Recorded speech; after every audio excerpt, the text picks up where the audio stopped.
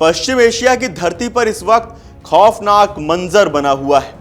Iran और Israel एक दूसरे पर अंधाधुंध तरीके से मिसाइल्स दाग रहे हैं। आसमान से गिरती आग और गूंजते धमाकों के बीच एक ऐसी खबर आई जिसने पूरी दुनिया को हिलाकर रख दिया।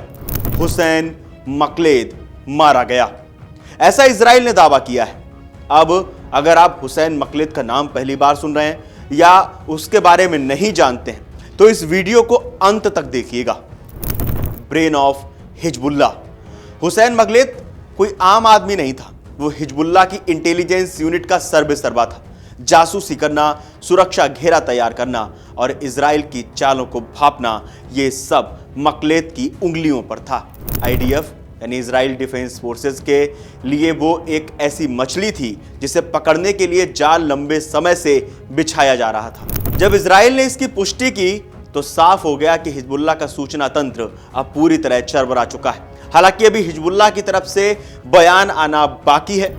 इस जंग की चिंगारी तो बहुत पुरानी है, लेकिन आग 28 फरवरी को भड़की थी जब खबर आई कि ईरान के सर्वोच्च नेता अयातुल्लाह अली खामेनी एक बड़े संयुक्त हमले में मारे गए।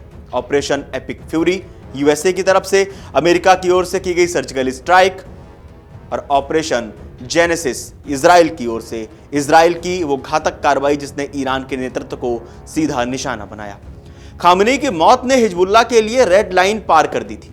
बदले की आग में जल रहे हिजबुल्लाह ने इजराइल पर रॉकेटों और ड्रोन्स की झड़ी लगा दी। बस यहीं से शुरू हुआ इजराइल का वो जवाबी पलटवार जिसका अंजाम हुसैन मकलेद की मौत पर जाकर खत्म हुआ। आधी रात का वो सटीक प्रहार। रिपोर्ट्स के मुताबिक बेरूत की गलियों में सन्नाटा था जो समय समय पर एम्बुलेंस के सायरन से टूट रहा था।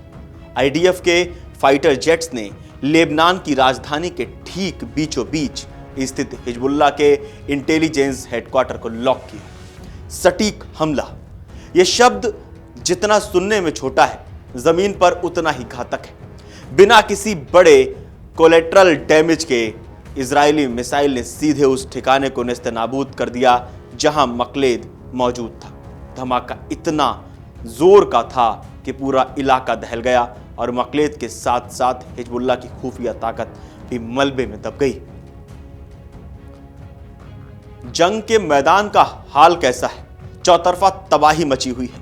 यह लड़ाई अब सिर्फ लेबनान या इजराइल तक सीमित नहीं है। ट्रंप प्रशासन ने साफ कर दिया है कि यह मिशन तब तक नहीं रुकेगा जब तक उनके उद्देश्य पूरे नहीं हो जाते। आखिरकार ट्रंप क्या चाहते हैं आप लोग, ये हमें जरूर कमेंट बॉक्स में बताइएगा। ईरान का पलटवार, ईरान जिसने झुकना मंजूर नहीं किया, झुकना जरूरी नहीं समझा, बदला ले रहा है, लड़ रहा है अपने सर्वोच्च नेता को गंवाने के बावजूद भी। ईरान ने दुबई और कतर जैसे देशों में स्थित अमेरिकी ठिकानों पर मिसाइल्स दागे।